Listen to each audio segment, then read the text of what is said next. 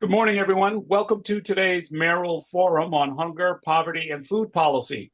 I'm Errol Louis, political anchor at Spectrum News New York 1.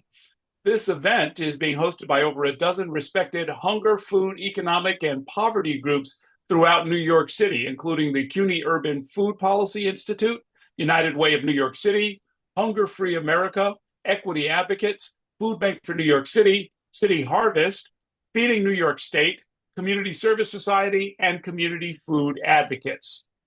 A whopping 1.2 million city residents are currently struggling against hunger, and more than half of our city's residents live in or near poverty.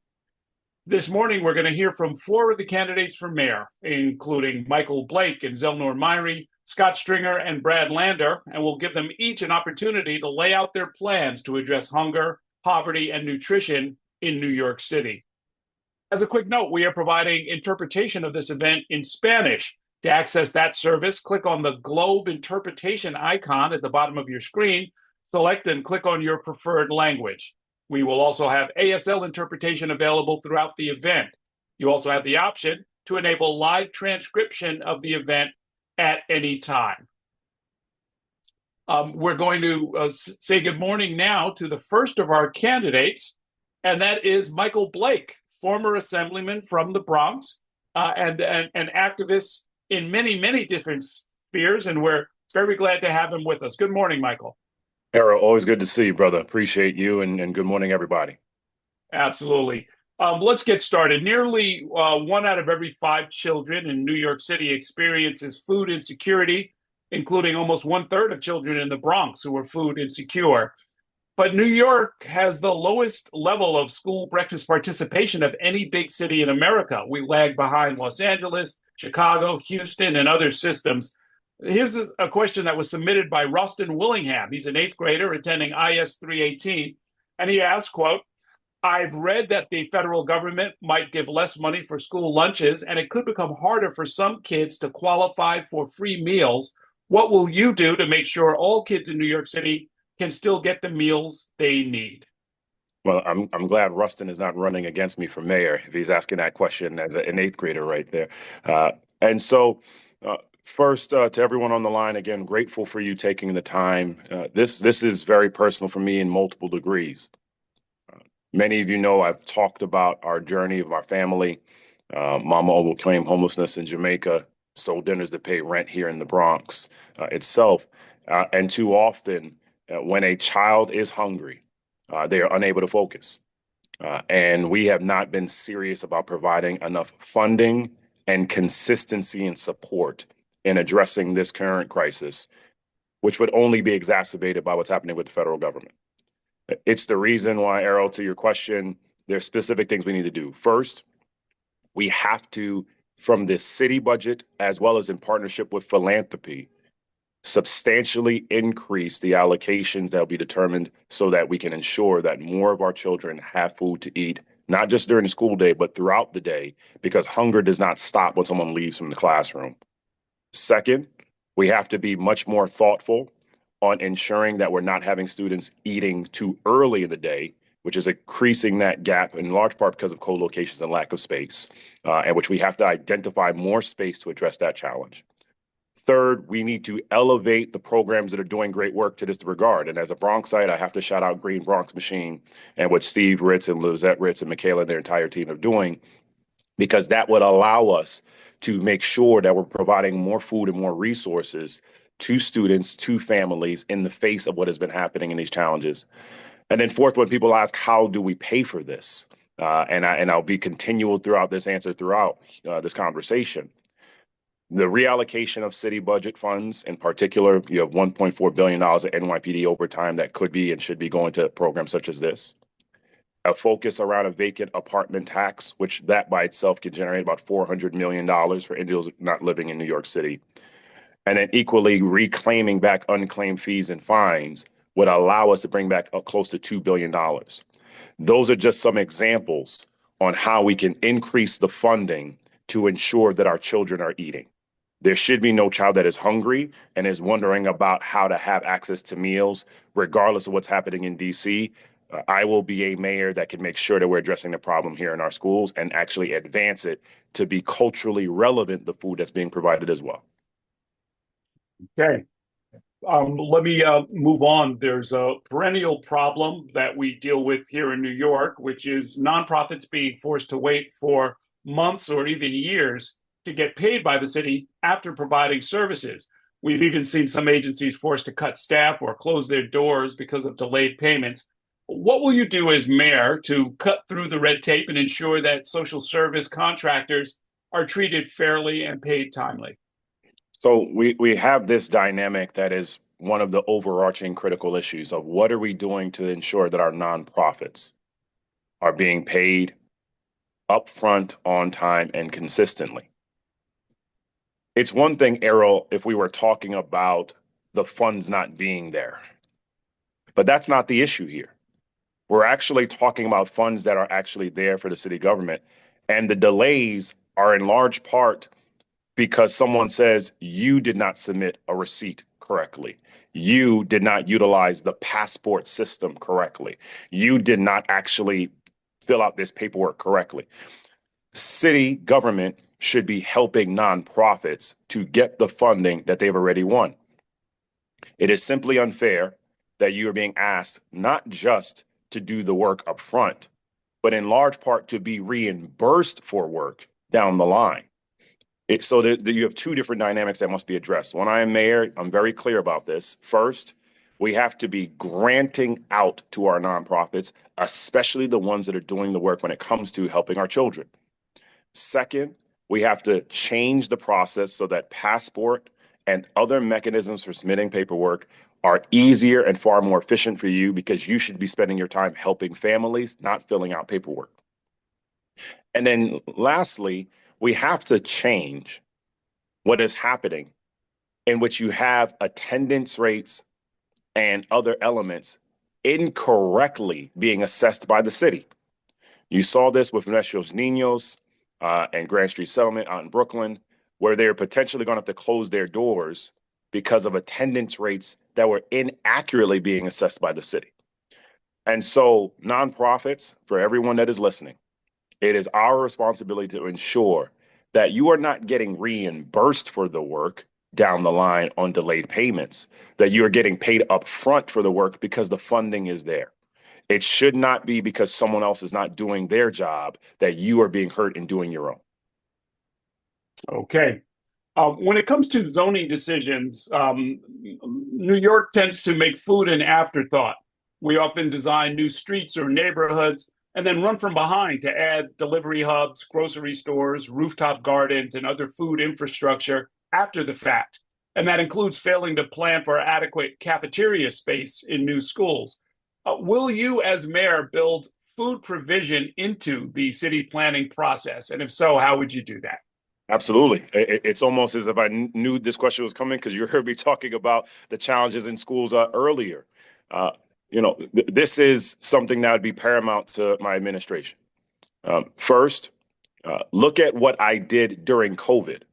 Errol, you and others are aware, we brought in World Central Kitchen to help feed the city because of the crisis that was happening and because of Chef Jose Andres and partnering with restaurants such as Bistro, Bronx Draft House, and others, we were able to execute collectively what could be done.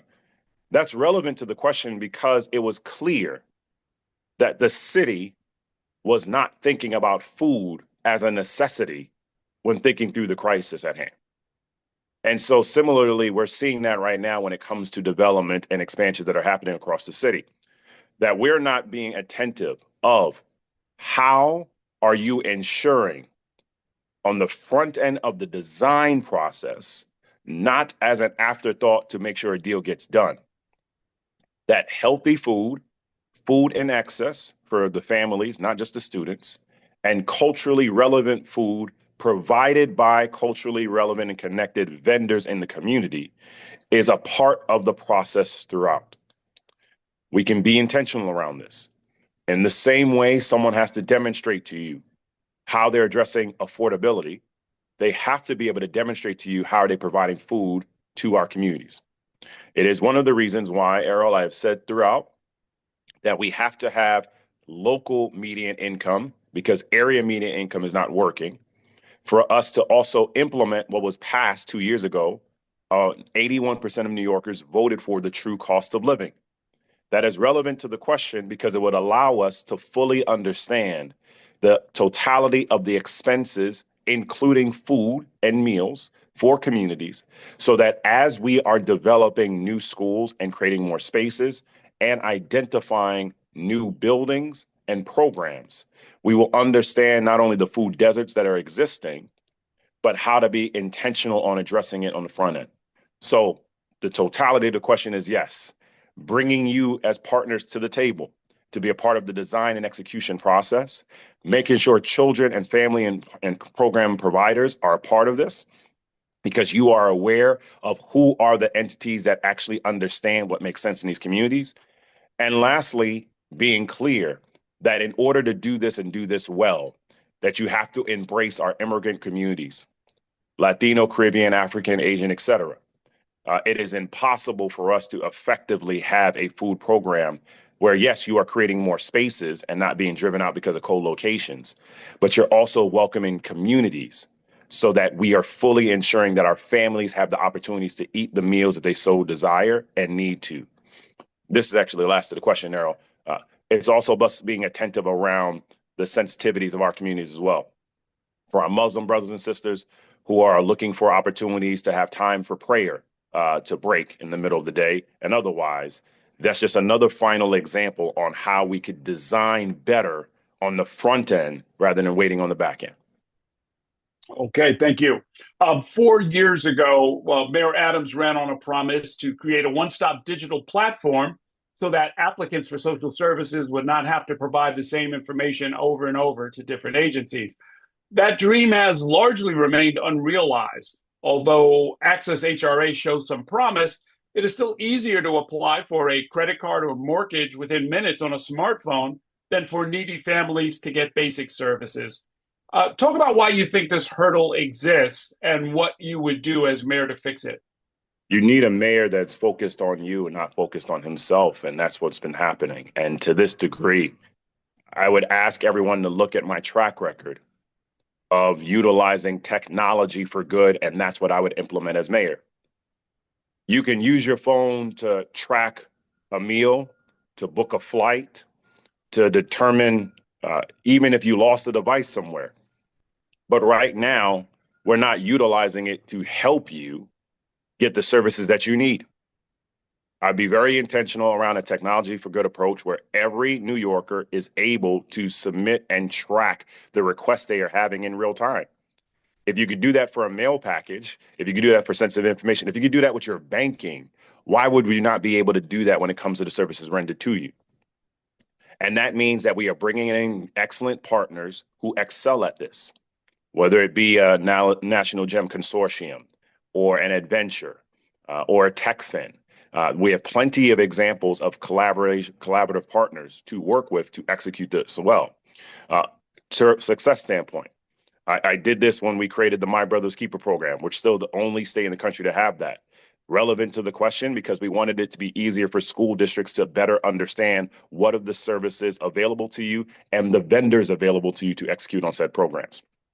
Did this when I worked at the White House with President Obama, where we had the greatest increase of contracts for minority women-owned businesses in a year timetable, because we made it easier for individuals to find access to capital contracts and counseling at the same time. Did this also as a vice chair of the DNC, but also as an assembly member with the prompt pay bill, because we wanted to be clear on how people could find access. So to the question, everyone, you are deciding, and absolutely incredible interpretation happening right now. You are deciding in real time who is the person that can manage this city with humanity for a $114 billion budget, where yes, cuts will happen because of what's going on federally, but we should not lose our values. And within that, it is the understanding that it must be easier for you, not harder, to access services. And every person on this line, you have to ask yourself, you have many individuals who have had a chance to fix this, and they have not. I am asking for the opportunity to be that new change agent for you, to provide the experience we have on the local level as a Prince Hall Mason, as an Alpha, as a Reverend, as a 100 Black man, on the state level as an assembly member, on the national level as a vice chair and a White House aide, to be able to show you that we can provide technology for good to help you in a practical and real way as it relates to not just food, but more efficient services. Lastly, tied to that is around the vision of what we want to implement. I have said we should not have credit scores used for rent and home ownership applications. Relevant to the question because it will make it easier for people to apply for access to housing. I've said it's relevant for us to think through civics, financial literacy, and mental health for every student before they graduate. Critical because we have to use technology to make sure you get those kind of services. And so using that kind of approach, we will make it easier for you to get access to what is happening by being intentional of getting services to you in a truly constituent service way. Okay. Social service providers are concerned that heightened levels of immigration enforcement ordered by the Trump administration could mean ICE agents targeting schools, houses of worship, food pantries, and soup kitchens. If elected mayor, how would you navigate politically to ensure that federal enforcement does not interfere with the provision of basic services? ICE has no business and will not be allowed into our places of worship, our schools, our community centers.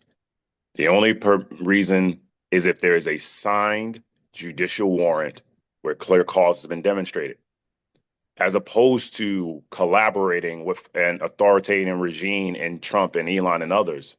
We would be intentional working with our legal providers to ensure that your families have the protections that you need so that you do not have ICE in your facilities. Moreover, we have to make sure that you have more lawyers to help represent your families, because we've seen through communities such as ACT, with Africans coming together, you have about 180,000 immigrants that are going into legal hearings without legal representation. Third, we have to have an increase in the materials and language access that is relevant to you, because at the end of the day, not only do we need to protect you from ICE, but it's also the fear and the fear mongering and the misinformation that will also happen that will impact our communities as well. So for each one of us, it is that level of responsibility and intentionality of ensuring and demanding that ICE not being in our schools, our places of worship, our community centers, our safety havens, which is tied to the last question here when it comes to schools. Schools are not automatically being treated as safe havens through our legislation, city, state, and federal. We need that guaranteed protection, because if that is the case, then you would be a protected zone as well. I am a son of immigrants. My full name is Michael Alexander Blake, named after Michael Manley and Alexander Bustamante. It is not just the Latino community that is terrified by the Trump regime. It is all of our communities that are genuinely concerned that at any moment someone could roll up on you and try to take people away. And it's not just at schools. It's the street vendors. It's our local entrepreneurs. Our city cannot run and cannot be New York City great without our immigrant brothers and sisters. And so you're hearing from me a very specific plan. Again, rejection of ICE at our places, only permitted if there's a signed judicial warrant, demonstrating increased language access, heightening the amount of lawyers to provide protection for individuals and families, and making sure that our schools are safe havens so you have the protections that you need to deny the absolutely unconstitutional behavior that is happening. Okay, that brings us to the end of our designated time. Thanks so much for spending some time with us, and we'll see you out on the campaign trail. Thank you, everyone. I appreciate that. Hope to be ranked first. Again, Michael Blake, and the website is BlakeFORNYC.com to be able to learn more about us. Thank you, Errol. Thank you for all the partners for having me today. Okay. I believe our next candidate is here, waiting digitally. There he is. Good morning, Senator Zelnor Myrie, candidate for mayor. Thanks for joining us. Good morning. Good to be here. Absolutely.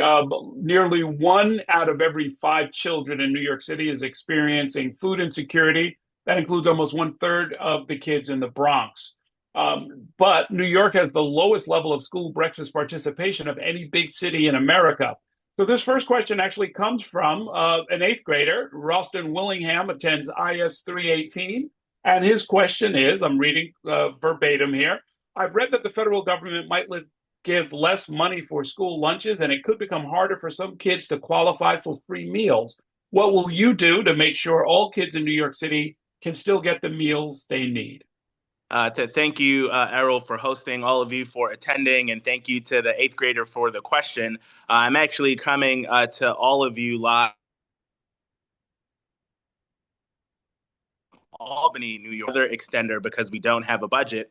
And part of what we're voting on today, money that we are approving, is for the special nutrition, special supplemental nutrition for women, infants, and children, because the state has a role to play in how much money comes for food for our students and our children to the city. So when we are facing down a federal government that is hostile to the things that make this city great and hostile to assuring that we are providing with the food that we need, it is going to be more important than ever that the next mayor work closely with the state to ensure that we are closing those gaps. I've been proud of the work I've done in the state Senate in fighting for universal school meals to ensure that we don't just have free lunch for everyone, but that we could also get to breakfast. But I've also proposed as a mayoral candidate universal after school that would include meals in the later part of the day, because we know that for many students, the only source of food for them comes when they are in class. So I would love to, as the next mayor, put some money from the city budget in ensuring that we have universal after school, including meals, but also to work closely with our state partners to ensure that we're filling any of the gaps that won't be met by this current federal administration.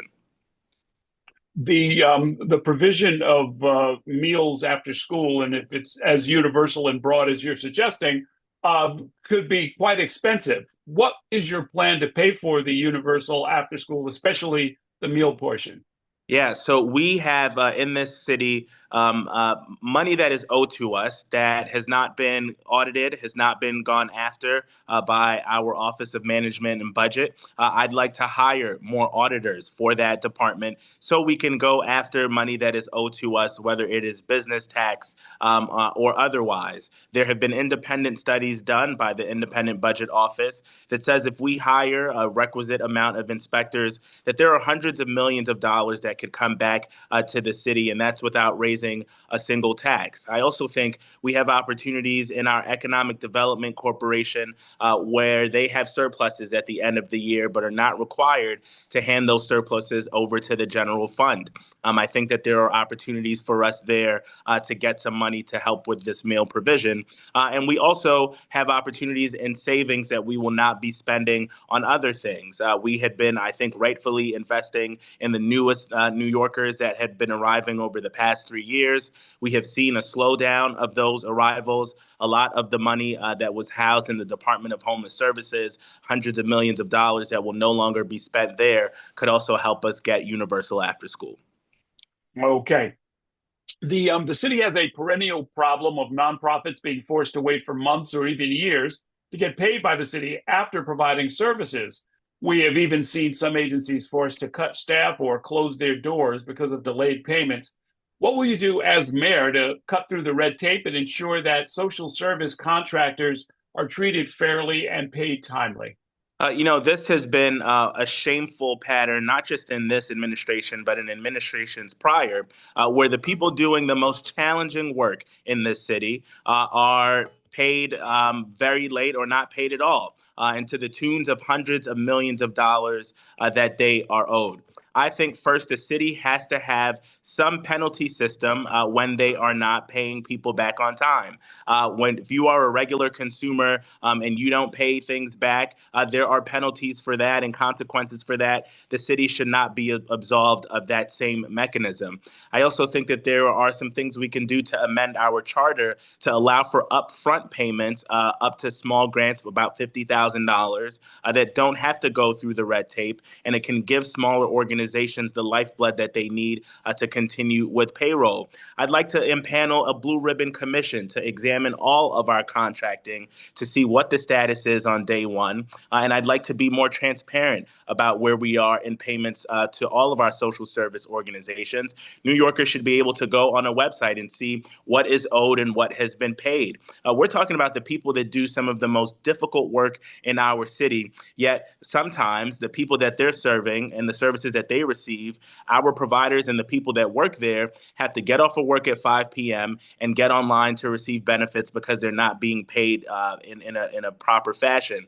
I'd like for us to examine the wages that we are paying, but we can't even get to the wages for these New Yorkers if they are not getting the requisite amount for payroll. So there have to be consequences for the city not paying it. There has to be transparency for this, and we got to look at all of the current existing contracts and see where there is room for reform. Okay. When it comes to zoning decisions, New York tends to make food an afterthought. We often will design new complexes, new streets, new neighborhoods even, and then run from behind to add delivery hubs, grocery stores, rooftop gardens, and other food infrastructure after the fact. And that includes failing to plan for adequate cafeteria space in new schools. Will you, as mayor, build food provision into the city planning process? Absolutely. And some of you may know that I have put forward a very ambitious housing plan. It is the number one issue facing our city. People cannot afford to live here. They cannot afford to stay here. They cannot afford to see their future in the city. And as someone who was born and raised here, who benefited from rent regulation, benefited from opportunities, if we do not provide more housing and we don't do it everywhere, we're going to become a city where only the wealthy are able to survive and thrive. As part of this, I would be very happy to include food provisions because it is literally the life sustenance for all New Yorkers. I have fought on the state level to ensure that we are going after what the Institute here dubbed predatory marketing. And what we have seen is that the only thing available in many communities has been unhealthy food. And in fact, that there has been an intentional effort to target our young people with this unhealthy food, which has grave consequences for us in the present and in the future. What if we were more proactive in thinking about what we would allow into the community, what we would incorporate in our zoning, as you have mentioned, Errol? This is something that I have already been fighting for as a state legislator. I'd be honored to continue that fight as the next mayor. Okay. 4 years ago, Mayor Adams ran on a promise to create a one-stop digital platform so that applicants for social services would not have to provide the same information over and over to different agencies. That dream has largely remained unrealized. Access HRA shows some promise, but it is still easier to apply for a credit card or mortgage within minutes using a smartphone than for needy families to get basic services. Talk about why you think this hurdle continues to exist and what you would do as mayor to fix it. This is a management problem. This is a failure of leadership problem. This is a uninterested in the details and nuts and bolts of government problem. We should not be in the media capital of the world, in a city where the tech industry is the fastest growing, and not have the capability for families to apply, have a one-stop shop to get the services that they need. If we are going to be a true tech hub, that can't just mean attracting tech industry and having only it accrue to the benefit of the businesses and the corporations. The city should be benefiting from this type of innovation as well. And that is the kind of collaboration that I would look to engender as the next mayor. This, to me, seems like a pretty straightforward and common sense way for us to streamline services in a way that people can actually feel it, and in a way that is similar to many of the other things that we have access to in the city in our modern technology age. I would like to empower our commissioners and our agencies to do the work that they have signed up to do, not get in the way, not micromanage, let people innovate so that we can finally get to this one access point for New York families. Okay. Social service providers are concerned that heightened levels of immigration enforcement ordered by the Trump administration could mean ICE agents targeting schools, houses of worship, food pantries, and soup kitchens. If you become the mayor, how will you navigate politically to ensure that federal enforcement does not interfere with the provision of basic services? Errol, I'm a proud son of two Caribbean immigrants. Both of my parents came here. They worked in factories when they got here, came here for opportunity in the same way that almost everybody else comes here and stays here. This used to not be a partisan issue. Standing up for the immigrant community, standing up for our sanctuary city laws. Well known progressive Rudy Giuliani was a big defender of our sanctuary city laws because he understood what it meant for our communities and what it meant to the health and livelihood of this city. So I plan to stand very firmly in defense of our sanctuary city laws, but I also want to go on the offense. I have released a frontline agenda that, amongst other things, includes hiring 50 more lawyers for the law department to go on the offense to protect from these types of actions. The Constitution does not require the city to carry out the federal immigration policies of any federal administration. And I think we have to be unequivocal and very clear about that in this moment. This is not about politics. This is actually in our Constitution. The 10th Amendment gives us leeway to not have to carry this out. I want to go on the offense to make sure that that happens. So no ICE in our schools, no ICE in our hospitals. My parents took me to Kings County Hospital even when they were undocumented because they knew that they weren't going to get deported, that the city would have their back and would ensure that they would get the services that they need.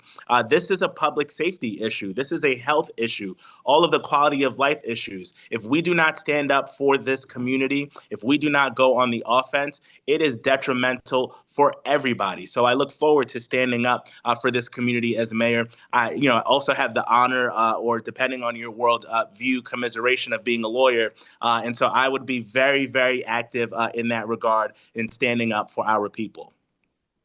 Okay. And then finally, for at least 20 years, New York has been part of a national debate about whether SNAP benefits should come with restrictions on what recipients can buy, such as sugary drinks or other foods that contribute to poor health. The other side of the argument is that such restrictions are ineffective, burdensome, and stigmatize poor families. Where do you fall in this conversation? And how would those beliefs play out as city policy if you become mayor? Yeah, I fall on the latter side of that argument in that we got to give people agency to make the choices that they believe are best for them. But I will end with what I referenced in the beginning. I have sponsored something called the Predatory Marketing Prevention Act, which would go after junk food companies who intentionally target Black and Brown communities, and they spend billions of dollars every year to ensure that we are being flooded with unhealthy options. And I think that is wrong. It's not just happenstance that we have sugary drinks and we have unhealthy food and that those are the cheaper options and that those are in many instances the only options that we face. People are making money off of making us sick. And I think that is unacceptable and we should be going after them with the full rigor of the law. So as mayor, I'd be supportive of these efforts to ensure that we have healthier options so that people can make the choice. If they have cheaper, healthier options, people will utilize those options. Part of why we do not have that, I believe, is that we have outsourced where we get our healthy food from. We have a lot of New York farms that could be the main source of where we get our school food, where we get our other healthy food. But for many reasons, the contracts have been with farms outside of this state and with other entities. We saw during COVID how important this connection was between our New York farms and New York City. I held a food bank every single week with my colleagues in government through the Nourish New York program, where we were working with upstate farms to give us the excess food that they had during COVID. This is something I envision being not just an emergency pandemic procedure, but something that we should be doing on a regular basis. We should be able to flood our communities with these healthier options, then allow people with their SNAP benefits to be able to make the best choices for themselves. Okay, that brings us to the end of our time. Thanks for spending some time with us. Best of luck, and we'll see you out on the campaign trail. Thanks. Appreciate it. Okay, you got it. Our next candidate, I believe, is here. Scott Stringer, the former state city controller, former Manhattan Borough president, former assemblyman. Good to see you. Thanks for joining us. Hey, Errol, how are you? Hi, everybody. Very well. Nearly one out of every five children in New York City experiences food insecurity, including almost one third of children in the Bronx. But New York has the lowest level of school breakfast participation of any big city in America, lagging behind Los Angeles and Houston and Chicago and other systems. Here's a question that was submitted by an eighth grader. Roston Willingham is a student at IS 318. And his question for you is, quote, I've read that the federal government might give less money for school lunches, and it could become harder for some kids to qualify for free meals. What will you do to make sure all kids in New York City can still get the meals they need? Well, a couple of things, Austin. First of all, we are never, as a city, when I'm mayor, going to underfund the ability for kids to get a square meal before school starts. Studies show how healthy that is, how necessary it is, but also for some families, how difficult it is to provide that meal. Look, I think the school lunches need to be improved. My kids are in public school. They don't like them. None of their friends like them. But also, there's another issue here that we have to tackle that I began to work on this when I was controller. We have a lot of kids, because of religious reasons and because of their own dietary restrictions, can't access these meals. Some kids need halal food. Some kids need kosher food. When I was borough president, I brought the Muslim community and the Jewish community together and say, look, let's find common ground. Let's start a pilot program at the DOE. Let's make sure that every kid has the ability to access a meal. So you're right, it's a funding question. We have to have a very rainy day fund. I've asked for a set aside of $500 million from the city, $500 million from the state, to be able to replenish the money that will be lost because of federal intervention and Donald Trump. We have to get enough of these programs alive, kept alive, so when we get to the congressional elections and elect Hakeem Jeffries Speaker, we can dismantle this anti-New York Trump agenda. And then just to be clear, if elected mayor, will you improve and enforce a universal school breakfast program? Absolutely. Look, I've audited the putrid lunches that are served. I think we need a lot to deal with in terms of making sure that kids do have the ability to eat. But, you know, it doesn't just start and stop at school. Part of what I've done over the years, starting with a report I did called The Politics of Food, working with organizations, was to strategize about how to build community-based opportunity to give kids access to healthy food. Youth bucks, the ability to green bodegas, to make sure that we have access to those meals, not just in the school building, but throughout the community. This is the work I've done with community organizations for many, many years. I have a food agenda that is very forward-thinking that I would implement as mayor. Okay. And speaking of nonprofits, the city, as you know, has a perennial problem of nonprofits being forced to wait for months and in some cases years to get paid by the city after providing services, with some agencies forced to cut staff or even close their doors because of delayed payments. What will you do as mayor to cut through the red tape and ensure that social service contractors are treated fairly and paid timely? This issue is so unbelievable to me, Errol, given the fact that this city the city contracts with not-for-profits to deliver direct services. So this is not some administrative issue. This is a life and death issue for the people who demand and need our social services. But here's what I will tell you as former controller. When we fought for procurement reform in the previous administration, it was about getting those contracts into the controller's office for approval. And what I found was that all of these contracts were backlogged because nobody in City Hall cares about something called management to build up the procurement agencies throughout city government. They're vacant now. There's nobody to process the basic paperwork. So what do we have? Backlog. And the reason we have it is nobody knows how to manage the city anymore. And we need a mayor who's going to use that experience, who dealt with contracts, who dealt with these challenges in government, and simply build the pipeline to get mayors of office of contracts for approval, get them over the controller's office. By the way, you want the controller's office to take 30 days and review those contracts for fraud and for basic mistakes to send it back. You don't want to have an emergency pipeline that is getting lost, and we end up seeing scandals come out of the procurement process, which is corruptible, which is hurting non-for-profits. I'm the one candidate that dealt with this for 8 years. I know how to fix it, and I will. Okay. When it comes to zoning decisions, New York tends to make food an afterthought. We often design new streets and entire neighborhoods and then run from behind to add delivery hubs, grocery stores, rooftop gardens, and other food infrastructure after the fact. And that includes failing to plan for adequate cafeteria space in new schools. Will you, as mayor, build food provision into the city planning process? Look, I was a borough president who said, let's bring our food supply closer to home. Let's use the rooftops of our public housing developments that could feed a whole development. Let's build what's called vertical farming. People thought I had lost my mind when I said we could build vertical farms in the city of New York. We can. The capacity is there. The technology is there. I was the first borough president to fund gardens, rooftop gardens on public schools. My goal as mayor is to have a rooftop garden everywhere in our city, and that we can also move our food supply closer to home. That's going to reduce costs. That's also going to give new green jobs to the people in our communities.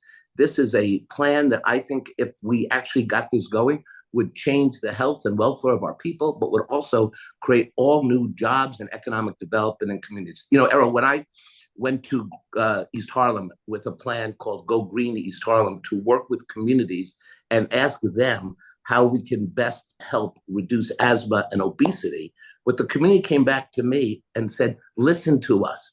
We need a standalone asthma center. Get that for us. I did. We need to have fresh fruit and vegetables in our communities. We need farmers markets. I got that done. We made sure that youth bucks were part of the public school program so the kids can go to farmers markets after school, get healthy produce, and bring it back to families and say, you know, Mom, Dad, I like this. Let's get that done. I made sure as borough president that communities had a say in capital funding and how we could direct real operating funds to community-based organizations dealing with food. And Errol, I don't know if you remember this, but the Go Green East Harlem cookbook, which was recipes through the lens of different cultures in East Harlem, we prepared that cookbook. People gave their recipes and we made them healthy, working with food advisors and people with experts in the field. This was the #1 selling cookbook in America. Okay, it wasn't. I lied. Sorry, everybody. I get carried away. Fact check. but I think you could find a Scott Stringer Go Green East Harlem cookbook. There may be one copy left at Barnes & Noble. Go get one today. Okay, fair enough. 4 years ago, Mayor Adams ran on a promise to create a one-stop digital platform so that applicants for social services would not have to provide the same information over and over. That dream has largely remained unrealized, although Access HRA does show some promise. It is still easier to apply for a credit card or a mortgage within minutes on a smartphone than for needy families to get basic services. Why do you think this hurdle exists, and what would you do as mayor to fix it? Well, let me tell you what I would have done as controller. We would never have gotten to the point where we sink $100 million into an app that doesn't work, that nobody knows who really got the contracts for. Why was city government sleeping during this whole process? I would have saved the city $100 million and said to Eric Adams, stop right here, show us the metrics, show us the progress, or I'm going to subpoena your records. That's how I kept the previous administration accountable. I wasn't asleep. You need a mayor, whoever the mayor is, including myself, you need to have a bulked up city government, bulked up controller's office to hold city government accountable. And what we've seen in this administration is millions and millions, hundreds of millions of dollars wasted with outside contracts, with pay to play. And there's no surprise that this app didn't work, because it was never going to work, because they didn't build the IT capacity in the mayor's office to do this. This is all about capacity, not about campaign promises. And look, in this campaign, we have a $115 billion budget. I'd be the first to say that we're all having these great debates. Only Andrew Cuomo is afraid to show up to them. But I have to admit, at the end of the debate, you've done them, Errol. We spend about another extra $100 billion on the things that we want to do. That is fine, because it's aspirational. But you need a mayor who actually doesn't come into office with training wheels, but who's ready on day one to look at these procurement contracts and say, that's not going to work. This isn't going to work. Let me bring in the experts who can actually do the technology work, whether it's AI or other systems, to move the city forward in the 21st century. Okay. Social service providers are concerned that heightened levels of immigration enforcement ordered by the Trump administration could mean ICE agents targeting schools, houses of worship, food pantries, and soup kitchens. If elected mayor, how will you navigate politically to ensure that federal government does not, federal enforcement does not interfere with the provision of basic services? Look, we have to use every legal means that the law department has to ensure that we are not cooperating to put people in danger from the federal government who can take kids off the street or parents off the street. Look, I see it in my own kids' school, middle school. We know that there are kids who are not showing up to class because a parent's afraid never to see them again, or a child who is afraid to lose a parent. This is the worst crisis we've faced from our federal government in generations. As mayor, I will use every fiber, every experience, every skill that I've learned through 30 years of government, whether it was in the legislature, working on land use and zoning issues as borough president, and of course, as controller managing the city's finances for 8 years, to come up with a multifaceted approach to making sure that we can deliver essential services to our immigrants, to our migrants, and to people of all status. And that has been the rich tradition of this city going back to multiple mayors, and I will use that experience to do that. But let's be clear, we are not going to cooperate with an administration that seeks to disassemble our social safety net and target people based on race or immigration status. This is just never going to happen in my administration. Okay. For at least 20 years, New York has been part of a national debate about whether SNAP benefits should come with restrictions on what recipients can buy, such as sugary drinks or other foods that contribute to poor health. The other side of that argument, of course, is that such restrictions are ineffective and burdensome and stigmatize poor families. Where do you fall in that conversation, and how would those beliefs play out in city policy if you become mayor?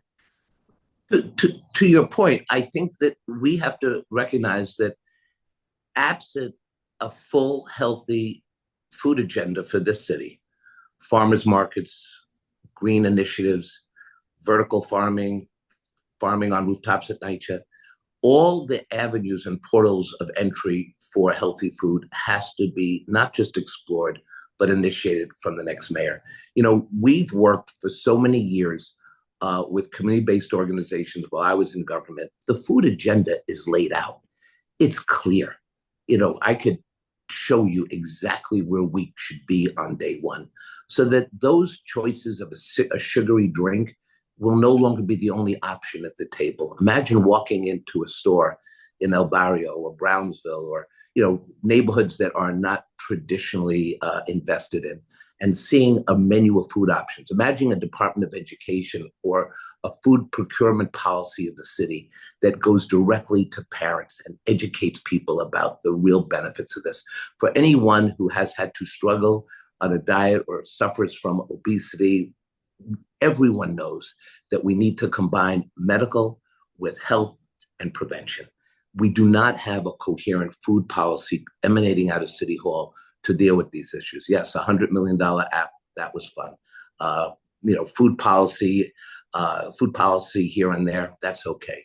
We need a full-on food revolution in this city, but you also need somebody who knows where the agencies that deal with this are failing and how to bulk up those agencies and work with the communities and not-for-profit. I want to see a Go Green initiative in 59 community boards. I want to make sure that we're engaging local residents about food supply, about production and jobs, but also this is how long you'll live and your children will live if we get you the healthy food you need. Help us get us there.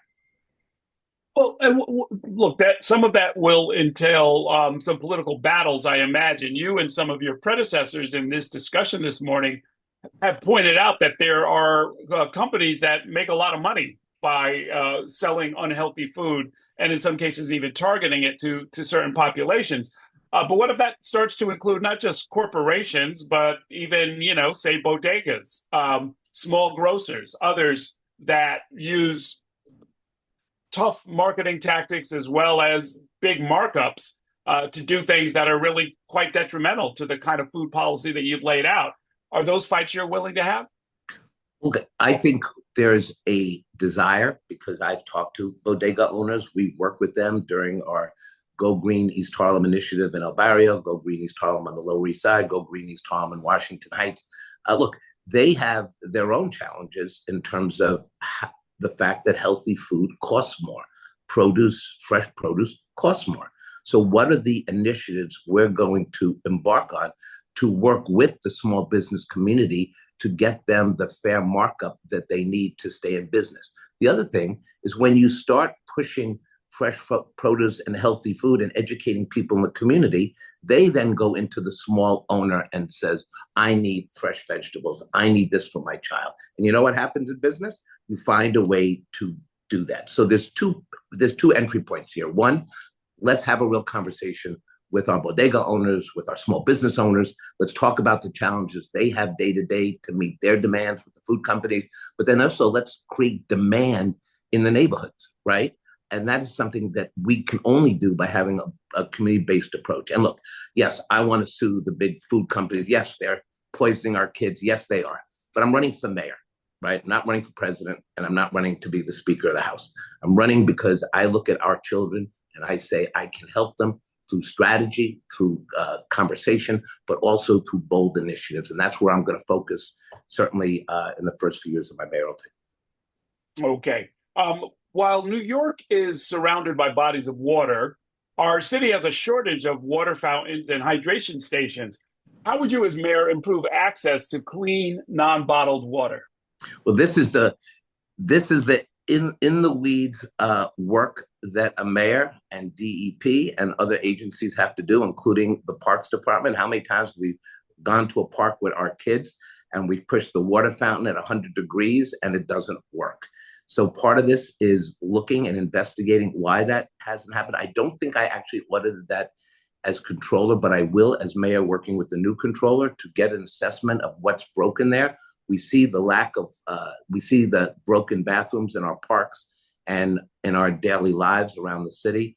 And look, I'm a manager. I know how to get things done, and I will get this issue tackled.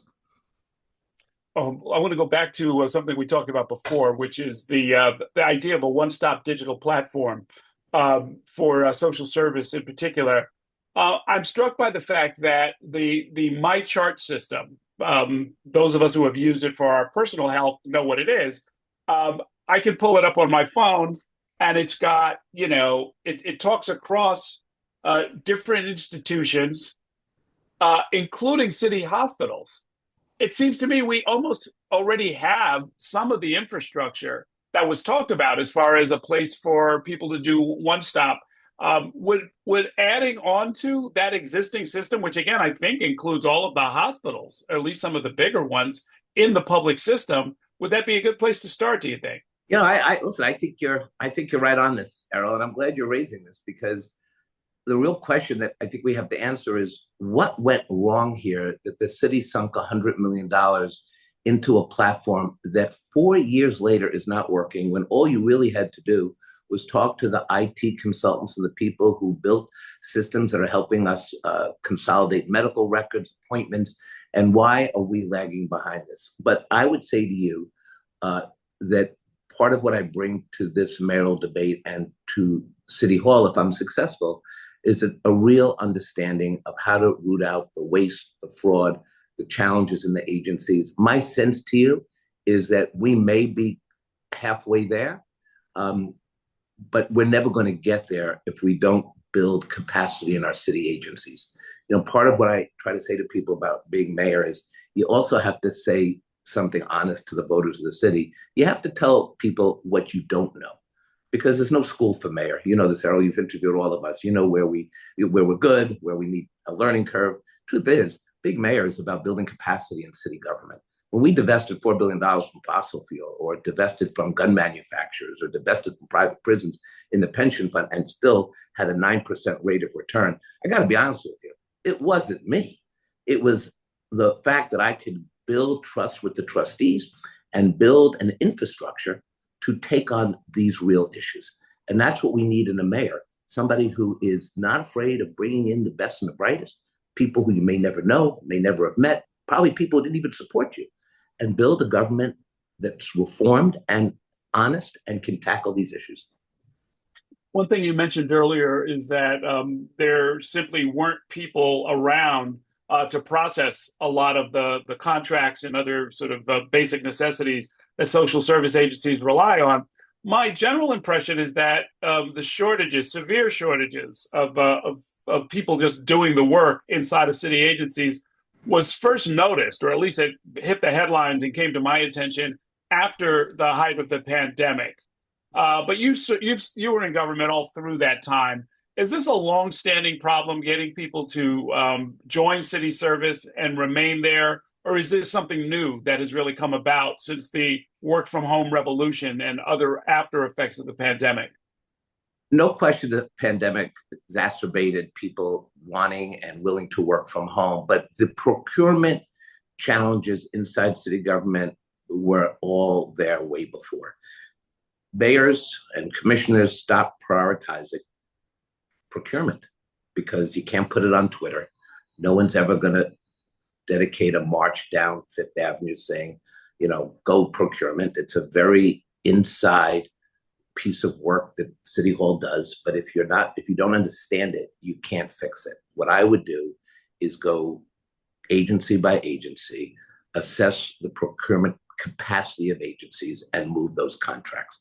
It is a very tough and cumbersome process. By the way, because we are always concerned about fraud and waste, there are provisions put in place that does cause many people to take a look at a contract, and for good reason. Look at the $100 million that was literally wasted by people we don't even know were responsible for this. And so you need a mayor who will initiate a real procurement reform, an agency review, because we have to get these contracts moving on time. What used to happen when I was controller was agencies would blame the controller's office, and then we would get the agency on the phone with the provider and say, you have this contract, find it. And they call back a week later and say, oh yeah, we haven't processed it yet. It's a game with serious consequences.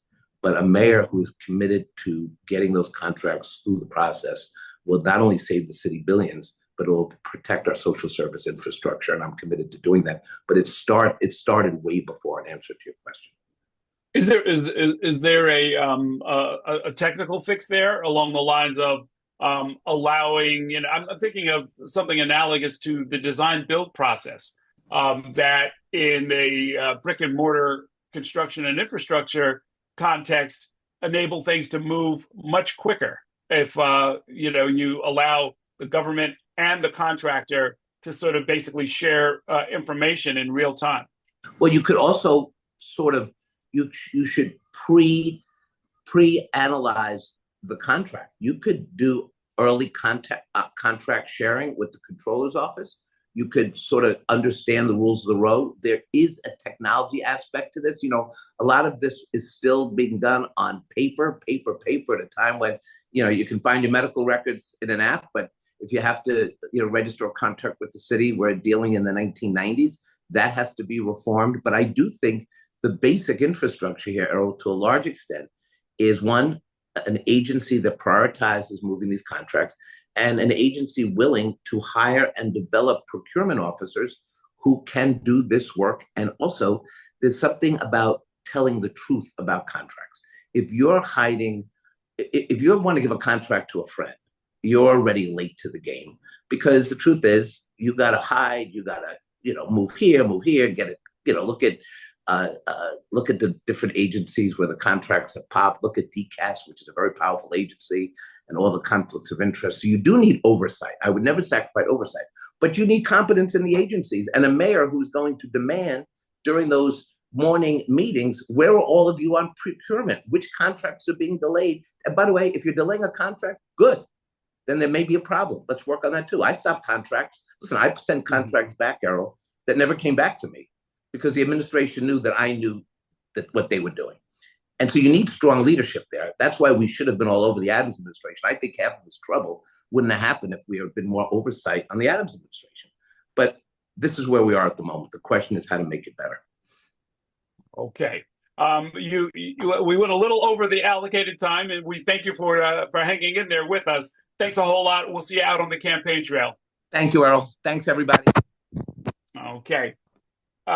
We have a last candidate, and if he gets here in the next few minutes, we'll talk with him, and otherwise we will wish you a happy and productive day. But I wanted to show some of the background data on hunger and nutrition here in the city.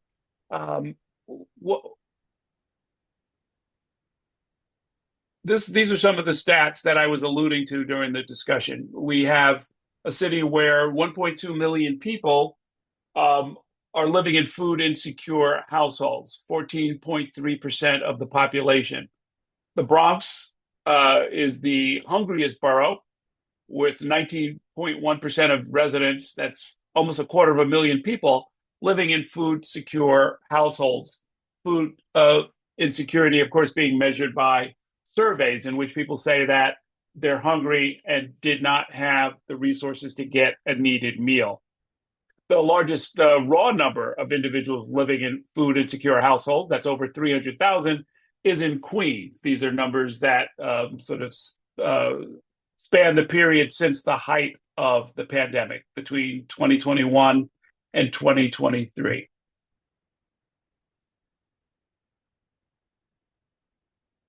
Children, the focus of our first question to each of the candidates. Nearly 1 in 5 children experiences food insecurity, and that's almost 1/3 of the kids in the Bronx.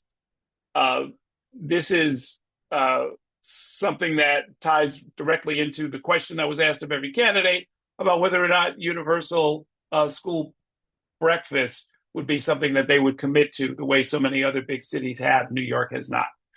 Food insecurity among employed adults has increased slightly and is at 10%.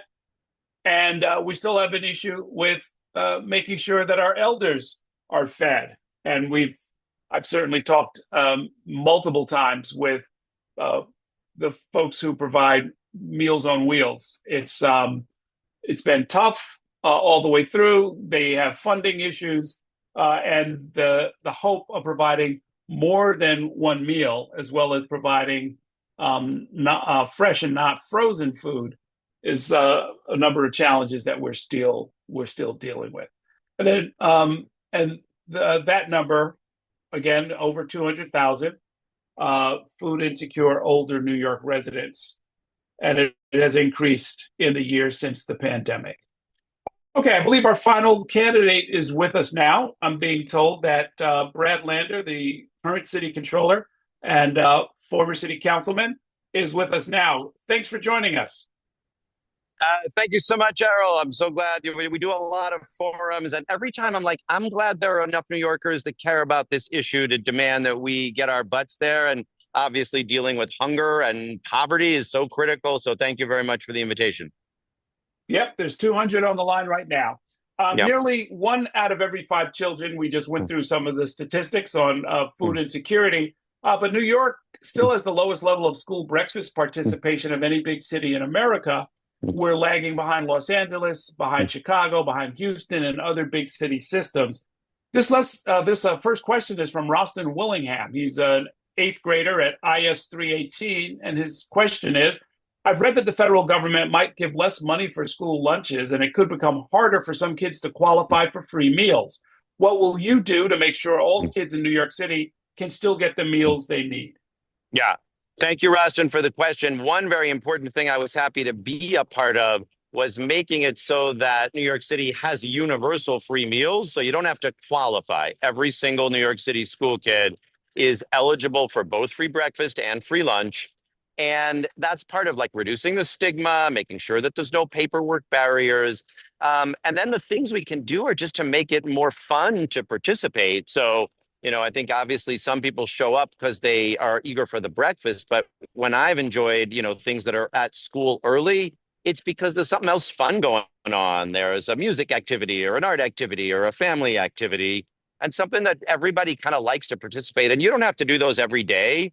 But if you do them sometimes and just normalize that, like, this is a part of the community and that everybody comes out and then the food is good and some people get it, more and more people will start showing up regularly. Obviously, we have to stand up and fight Trump in any effort to deny school meal money. The one thing I'll say here is, I mean, he might come after it, but he can't come after it just for New York. He would have to come after it nationally.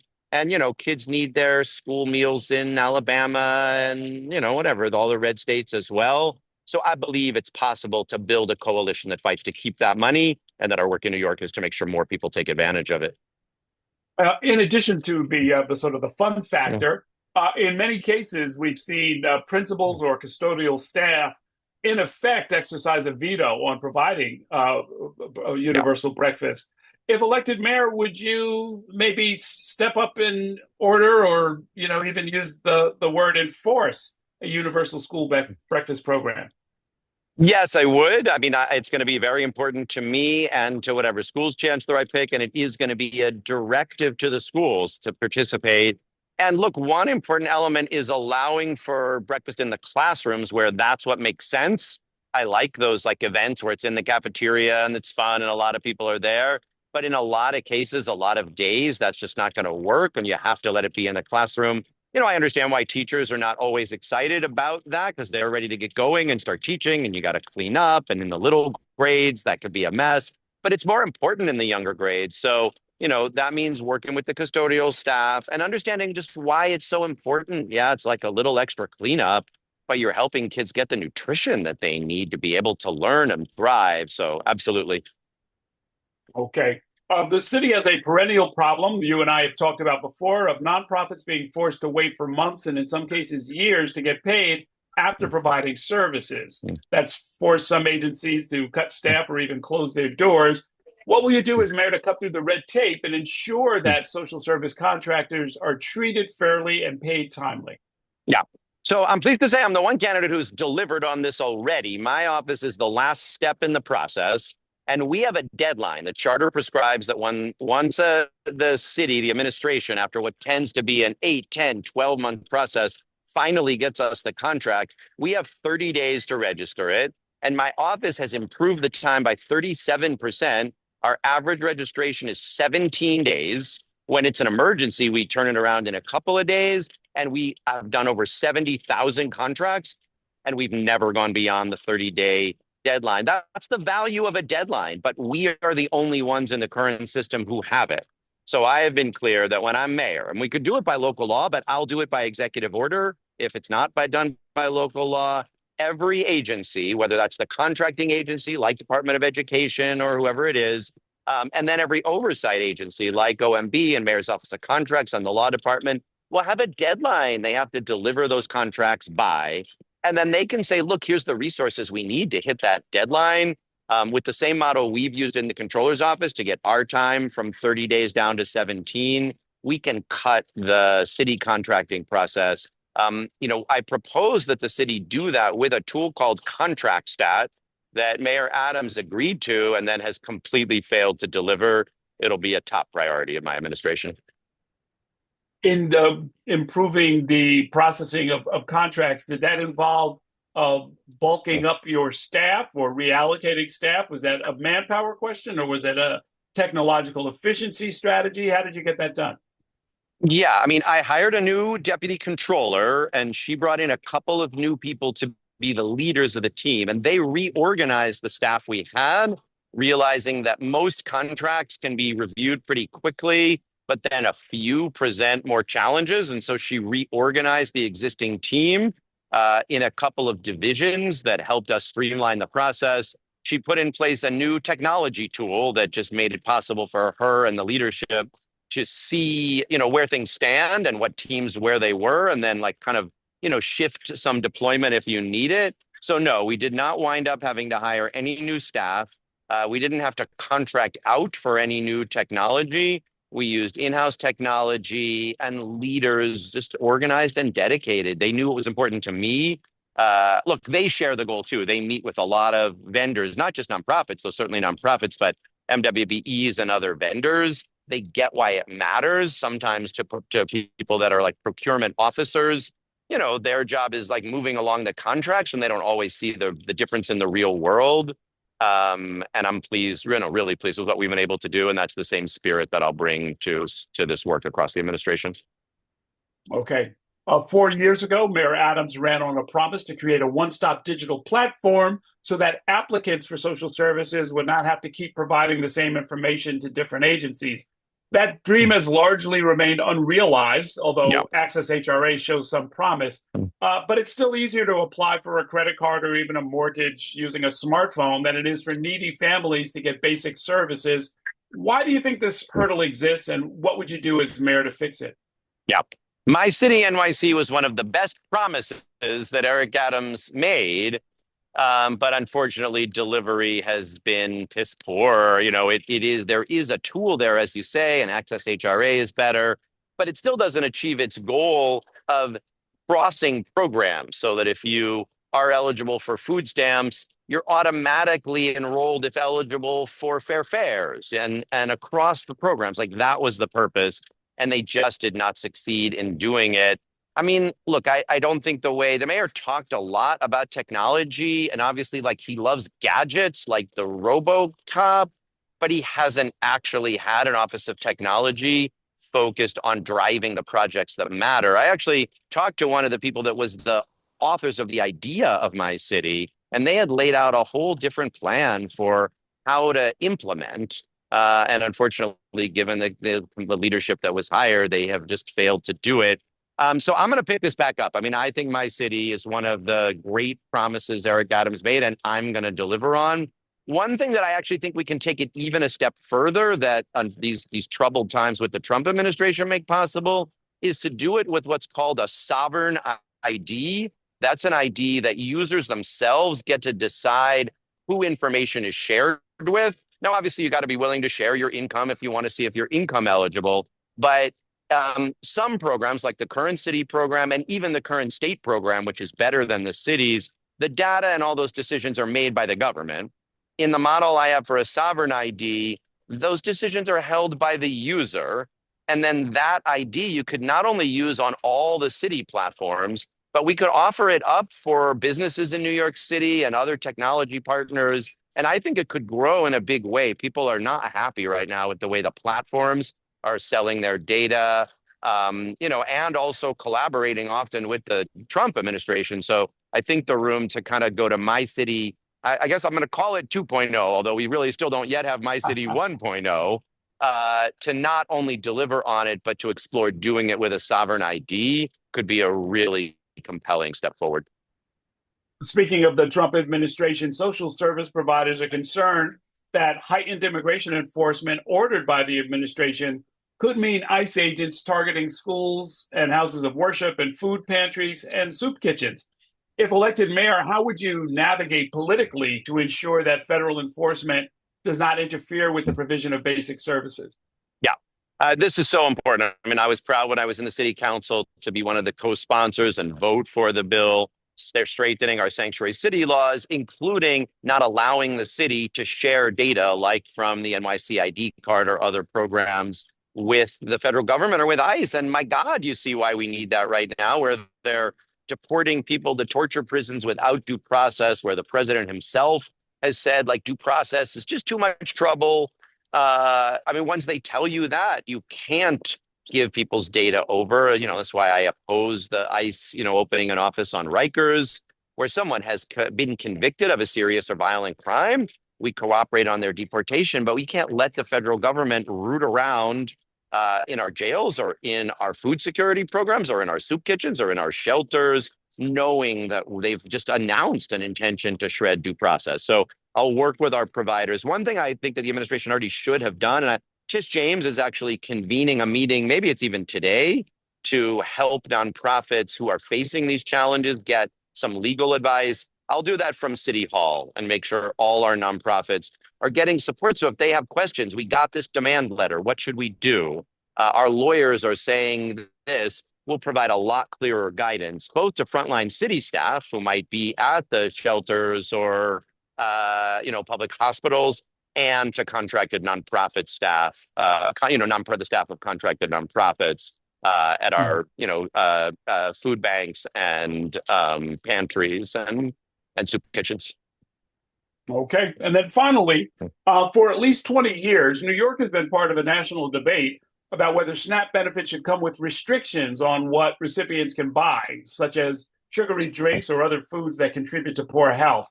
The other side of the argument is that such restrictions are ineffective, they're burdensome, and in some cases stigmatize poor families. Where do you fall in that conversation, and how would your beliefs play out in city policy if you become mayor? Yeah. I mean, I believe in robust efforts at education and sometimes incentives for people to do things that are healthy, but not restrictions on what people can buy with their food stamps. So, I like some of these, like, universal basic income programs that say, if you do the following things over a period of time, there's an incentive here. And of course, we want to do robust education and help people see. You want to make sure those programs at the school breakfasts are offering people good ideas about how to be healthy. But I don't want to cut people off from or have like a punitive approach to what you can or can't buy. I think it makes people less likely to participate, less likely to feel comfortable even going to the store. And that on balance, like what you get by having people have a little healthier food is just offset by less participation and stigma. So incentives and education, but not restrictions. Okay, that brings us to the end of our time. Thanks for making it to the forum, and thanks, we Errol. look I forward really to am seeing you glad. out on the campaign trail. Glad I was able to jump on. I just want to say a big thank you to all the food advocates. Joel Berg, who's the one who really got me here, especially who's been doing this work for decades. But folks like Alice Rappaport, I shouldn't start naming. It's an incredible community of people, and I am grateful for you every single day. So thank you very much. Thanks a whole lot. Yes, Joel Berg is very persuasive. And so we thank the CUNY Urban Food Policy Institute, United Way of New York City, Hunger Free America, Equity Advocates, Food Bank for New York City, City Harvest, Feeding New York State, Community Service Society, Community Food Advocates. Thank you all so much for your participation, and we look forward to continuing the conversation as we get closer to primary day. Everybody have a great morning and rest of your day.